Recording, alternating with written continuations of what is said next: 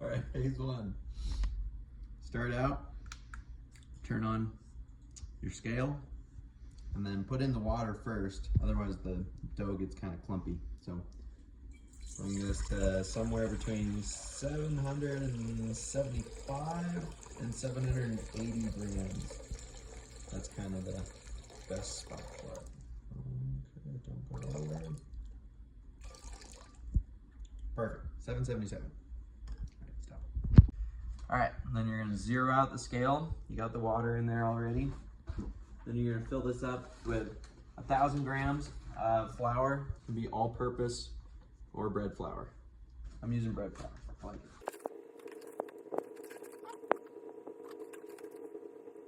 A little over, that's fine. Okay. All right, and then you throw it on the lowest setting on your stand mixer.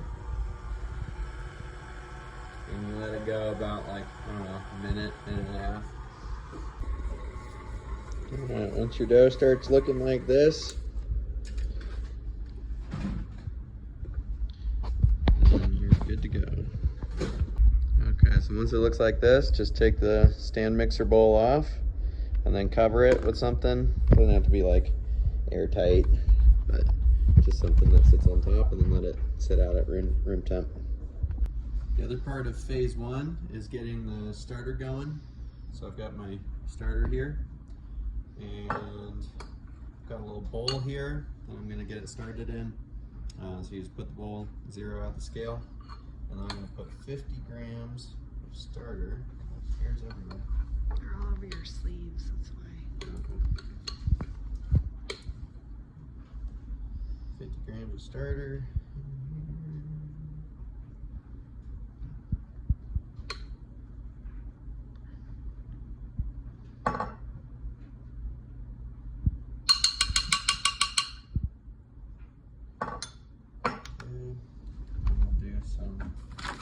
All-purpose flour. I kind of like to feed it with all-purpose flour rather than bread flour. So same amount. We did 50 grams of starter. Now we'll do 50 grams of flour.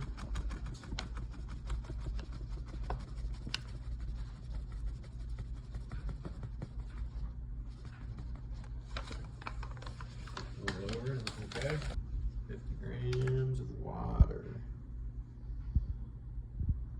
Careful though, because it's easy to go over. So it's just a 1 to 1 to 1. Oh, see, went over. And then you stir it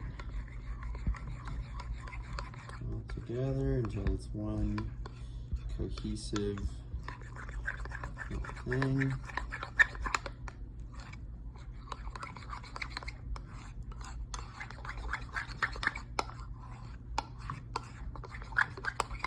Take a lot of stirring. And once it looks like that,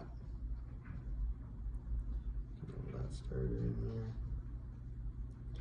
And then we'll cover that and let it sit at room temp, and let everything sit at room temp for about 8 to 10 hours.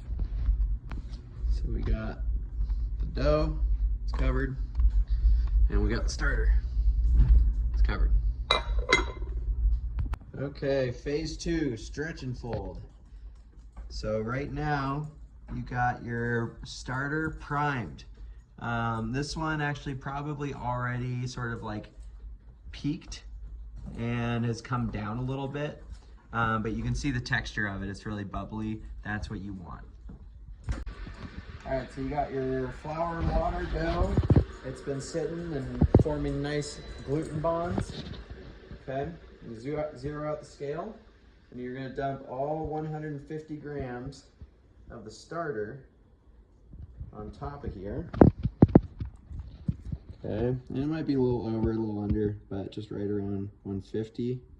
That's what we're shooting for. Set that down. Okay, and then we take the salt, and we're gonna do 25 grams of salt. So zero the scale again. And try and spread it around a little bit.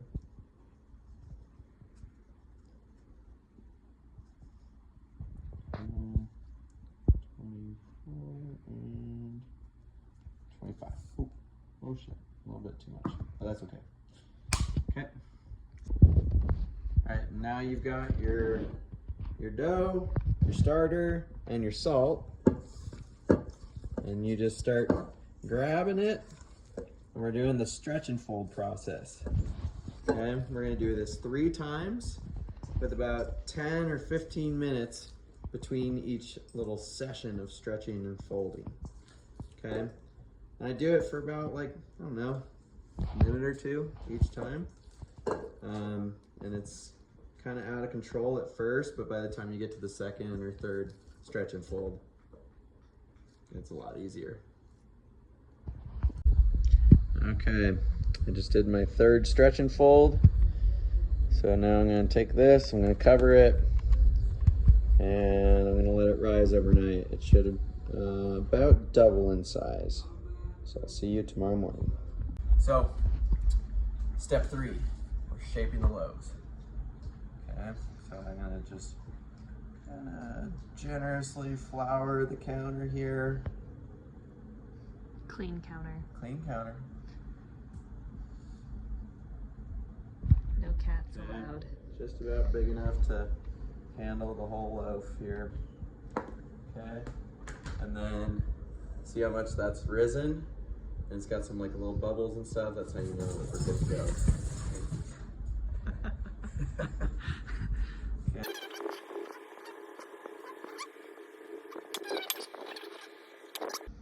And then sort of flour the top of that as well.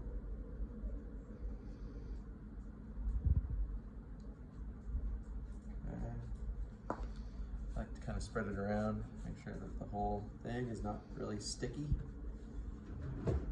And then you can just do this with a knife, but I got a little bench scraper and cut it in half because we're going to be making 2 loaves. Okay. Okay. We'll kind of pick this up, and one thing I like to do is like shape it once and then let it bench rest for like 15-20 minutes and then do the final shaping. So I'm just gonna loosely bring this into, roll it into like a loaf. Same thing over here. And make sure everything is nice and floury so that you're not sticking. So I'm going to cover these with plastic and then let them sit for like 20 minutes. Okay, so just enough plastic wrap to like cover the loaf. Okay.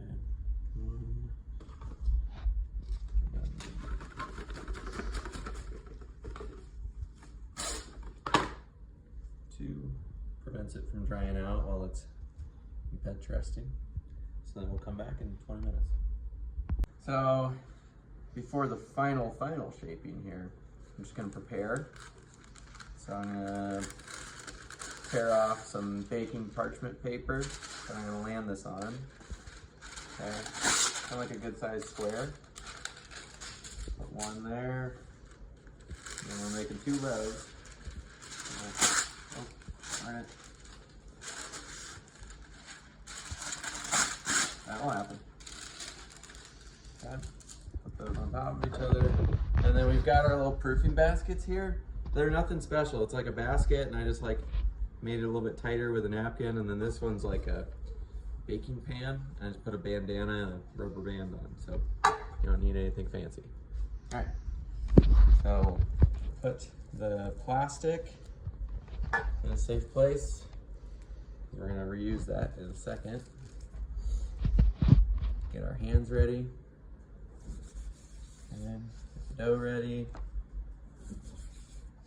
Okay, and then an optional step just to make it look nice and for a little more flavor is I like to put sesame seeds on top. Okay, so I'll get that ready. Okay.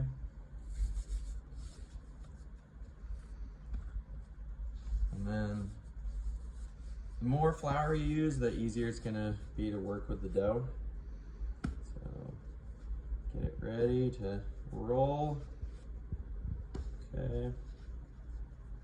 So same thing. We're gonna fold it in on itself. And then the key here, this is probably the hardest part of it, just tension. You really want tension on the dough. Okay, so you're like folding it in on itself. And you really want to hold that tension as best you can. Okay, so there we go. That's what we got. Hold it at the pinch. Roll it in the seeds. Put it pinch side down on the paper. Transfer the paper. Basket.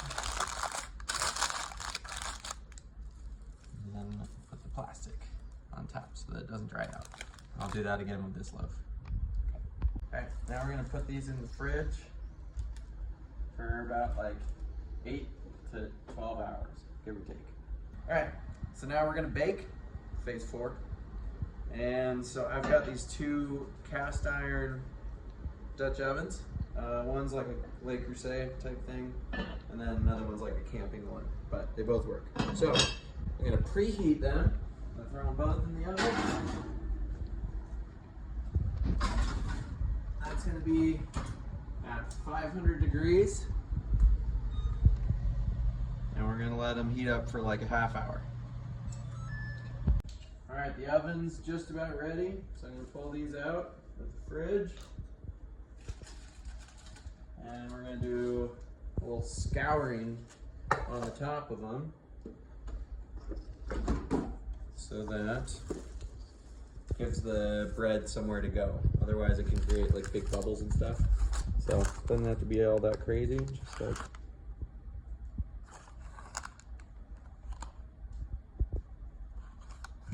you can do this with like a normal knife too. It's just gotten a bunch of Christmas presents over the years from people who know I like to make bread.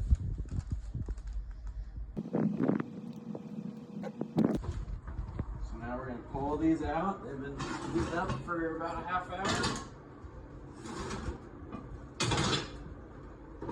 Okay.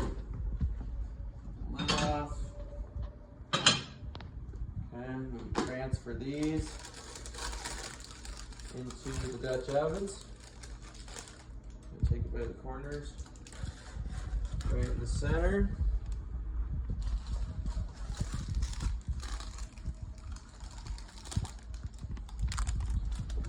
All right, and then here is a pro tip. You want them to steam. That helps the bread rise evenly. So you take like 4 to 6 ice cubes. I don't know, 2 or 3 ice cubes in each one.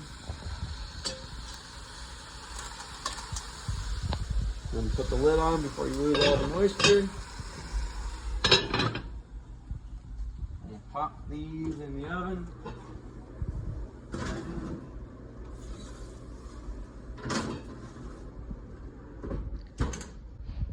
And we'll set a timer for 20 minutes. So the 20-minute timer just went off, and so I'm gonna bring this down to 450. And then, because the bread's already been rising, I'm gonna take the lids off, and that's gonna allow the crust to get nice and crispy as it continues to cook. So another 20 minutes in there, and then it's gonna be done. Okay, so the 40 minutes is done. Hang on 1 second. Taking the bread out of the oven. Looks real nice.